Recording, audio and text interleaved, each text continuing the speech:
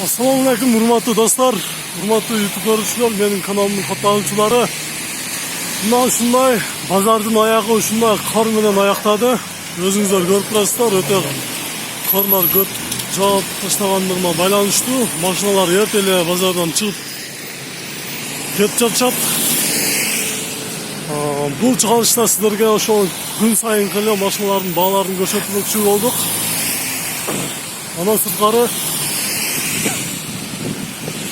сырткары сиздердин ошол сурап жаткан машинаңыздардын баалары тууралуу билип бердик.